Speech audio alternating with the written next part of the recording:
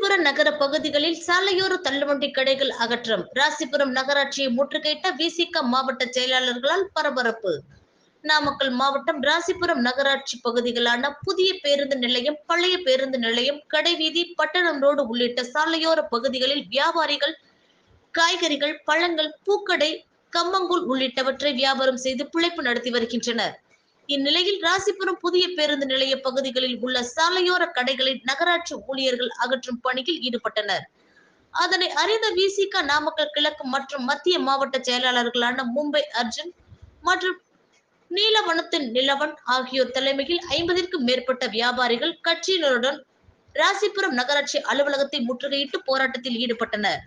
ராசிபுரம் நகர பகுதிகளில் சந்துக்கடை, லாட்டரி உள்ளிட்டவை படுஜோராக நடக்கும் போது சாலையோரத்தில் ஏழை எளிய வியாபாரிகள் வியாபாரம் செய்வதில் என்ன தவறு என கேட்டு நகராட்சி ஆணையர் முத்துசாமியிடம் வாக்குவாதத்தில் ஈடுபட்டதால் பரபரப்பு ஏற்பட்டது.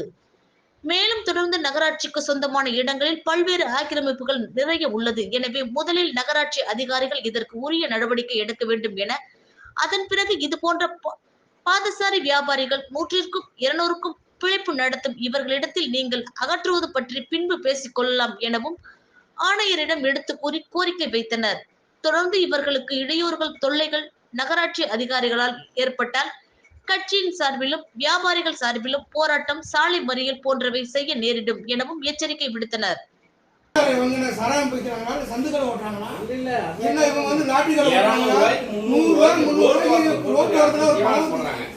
அதுக்காக நீங்க வந்து எடுக்கணும்னு கங்காணம் கட்டிட்டு தெரிஞ்சீங்கன்னா எனக்கு கலெக்டர் கிட்ட எத்தனை சார் நான் கலெக்டர்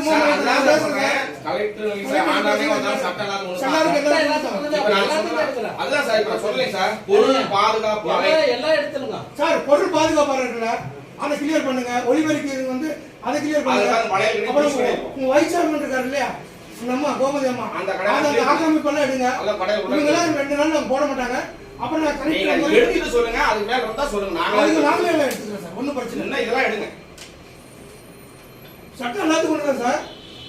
கொஞ்சம் வலிமையா இருக்கிறவங்க திமுக ஆட்சியில் இருக்கிறாங்கனால அவங்களுக்கு ஒரு இல்லாதவங்க வேலைக்காக ஒரு நான் கேக்குறேன் அவருக்கு சார் தெரியாதுங்க.